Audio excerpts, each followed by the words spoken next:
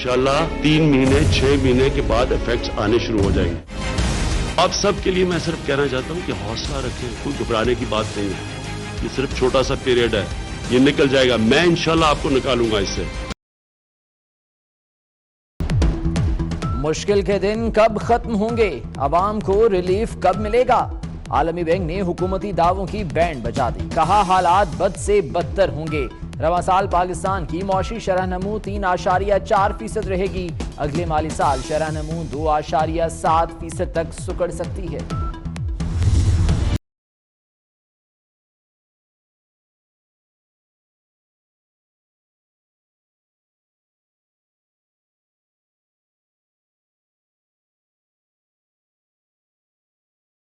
नए पाकिस्तान में मईशत जमीन पर, महंगाई आसमान पर। महंगाई के नए रिकॉर्ड से अवाम के 14 तबक रोशन हो गए। कोई आटे दाल के भाव से परेशान तो किसी ने बिजली और गैस के बिल देखकर सर पकड़ लिया।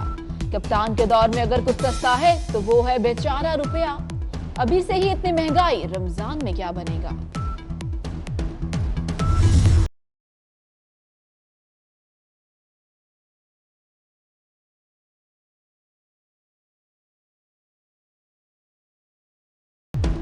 गर्मी आते ही बिजली 9-2-11, लोड शेडिंग से अवाम बेहाल। लेकिन वजीर तवानाई का दिल है कि मानता ही नहीं। मुल्क में बिजली का शॉर्टफॉल 0 मेगावाट है। उमर अयूब का बड़ा दावा।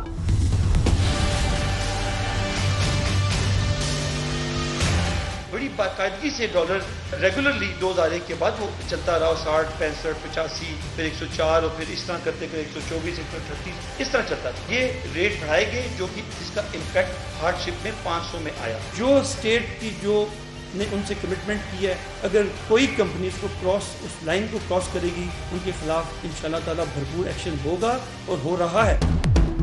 वजीर सेहत दूर की कौड़ी ले आए, मरीजों को रुलाने वाले मुजरिम का नाम बता दिया। आमिर महमूद कयानी ने कहा कि डॉलर महंगा होने से अद्वियात महंगी हुई। इंटरपोल का हसन और हुसैन नवाज के रेड वारंट जारी करने से इनकार। इल्जामात से मुतालिक पाकिस्तानी हुक्काम ने काबिल एतबार शवाहिद जमा नहीं करवाए। इंटरपोल का मौक़िफ़।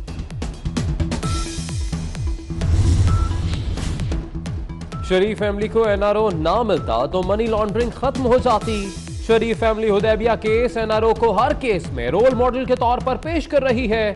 कौम को हकीकत से आगाह किया जाए, वजीर आजम की फवाद चौधरी को हिदायत। साबिक सदर आसिफ अली जरदारी ने कारकुनों को कल एहतसाब अदालत आने से रोक दिया। कारकुनों के नाम पैगाम में कहा कि ठंडे दिमाग से मुकदमात लड़ने का कायल हूं, हमें कानून के जरिए फंसाने की कोशिश की जा रही है। आसिफ अली जरदारी कल एहतसाब अदालत इस्लामाबाद में पेश होंगे।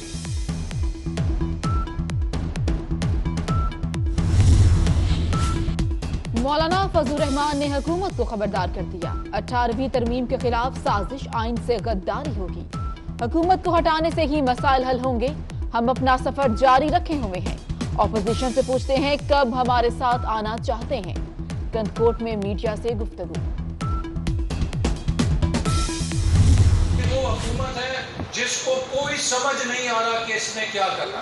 हम इंशाअल्लाह ताला इमरान खान से डरने वाले नहीं हैं। इमरान खान हमें अगर जेलों से डराना चाहता है तो हमने जनरल मुशर्रफ का भी मुकाबला किया था। इमरान खान साहब इस वक्त ऊंची परवाज पे हैं, उन्हें जमीन पे आ जाना चाहिए। तेजी के साथ ये हुकूमत पिट रही है। एहसन इकबाल का वजीर आजम को मशवरा, बोले खान साहब ऊंची परवाज पर हैं, जमीन पर आ जाना चाहिए। हुकूमत बहुत तेजी से पिट रही है और नाकाम हो रही है। इमरान खान हमें जेलों से डराना चाहते हैं तो ये भूल है। बानी एमकेएम की पाकिस्तान मुखालिफ तकरीर की तहकीकात। स्कॉटलैंड यार्ड की टीम पाकिस्तान पहुंच गई। टीम कल 6 ऐनी शाहिदीन के बयान रिकॉर्ड करेगी। मुकदमे की कॉपी और वीडियो रिकॉर्डिंग भी मांग ली गई।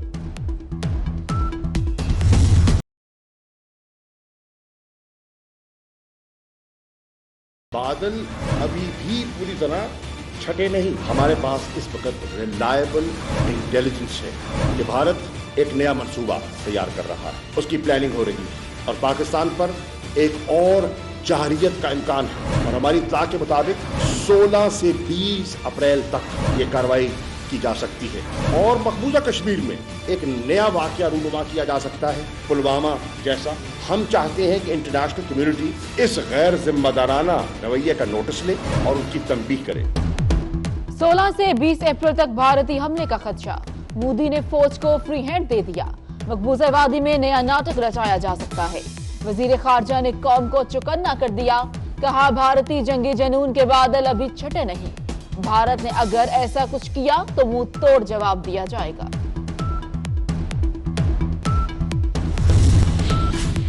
मोदी के सर जंगी जुनून और खुदगर्जी का भूत सवार। Senior rank person Naseem Zahra ने कहा कि इंटेलिजेंस एजेंसीज की बहुत बड़ी कामयाबी है। Senior rank person Iftikhar Ahmed कहते हैं कि पाकिस्तान ने दुनिया को आगाह कर दिया, अब दुनिया की जिम्मेदारी है कि भारत पर नजर रखे। भारतीय डिप्टी हाई कमिश्नर की दफ्तर खारजा तलबी, भारत को किसी भी मुहिम जोई पर खबरदार कर दिया गया। पाकिस्तान का जज्बा खैर सगाली, 100 भारतीय माहीगीर रिहा, कल वाघा बॉर्डर पर भारतीय हुक्काम के हवाले किया जाएगा। माहीगीर कहते हैं उनके साथ बहुत अच्छा सलूक किया गया।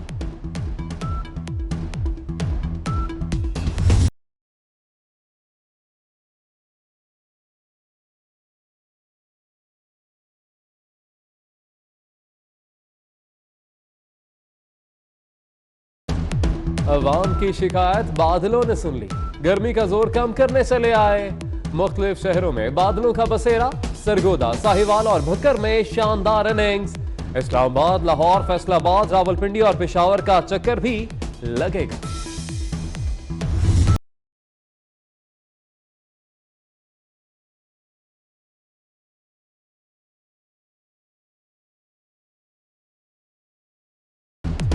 समंदर पर जाओ, गर्मी भगाओ। कराची वालों ने सख्त मौसम से निपटने के लिए समंदर की लहरों का सहारा ले लिया।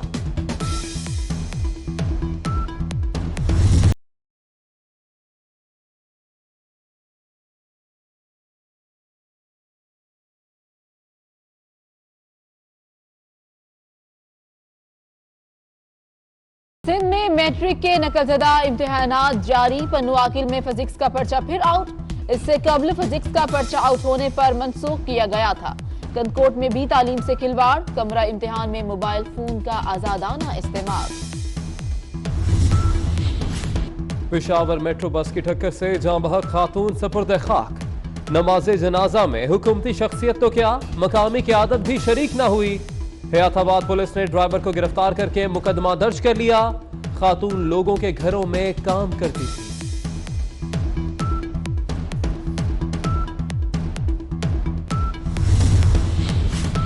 मुजफ्फराबाद के करीब जीप दरियाए नीलम में जा गिरी, एक ही खानदान के 7 अफराद जाँ बहक। रास्ता खतरनाक होने की वजह से इमदादी कामों में मुश्किलात का सामना रहा।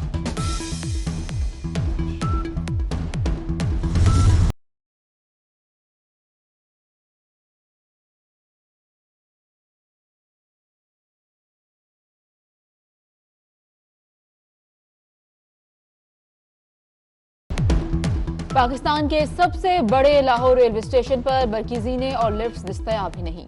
माजूर और मुअम्मर अफराद का एक प्लेटफॉर्म से दूसरे प्लेटफॉर्म तक जाना बहाल हो गया। शहरियों ने मेट्रो बस स्टेशन की तरह बरकीज़ीने नस्ब करने का मुतालबा कर दिया।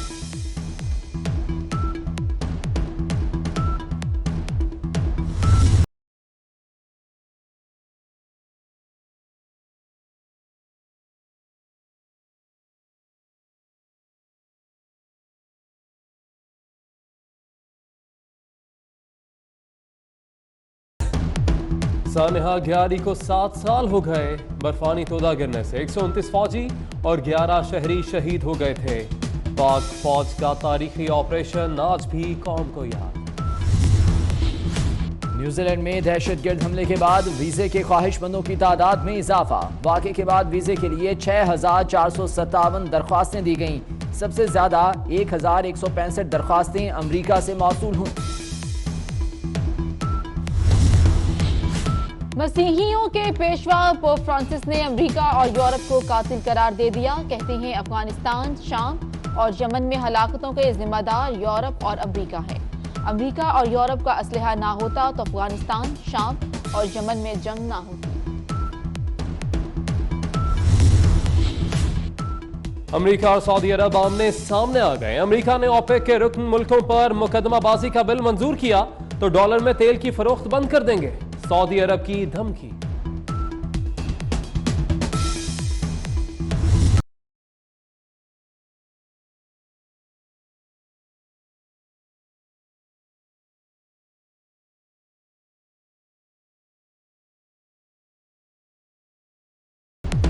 रूस में रंगारंग फैशन वीक, हसीनाओं ने हिजाब ओढ़े हुस्न के जलवे बखेरे, हाजरीन पर सहरतारी हो गया।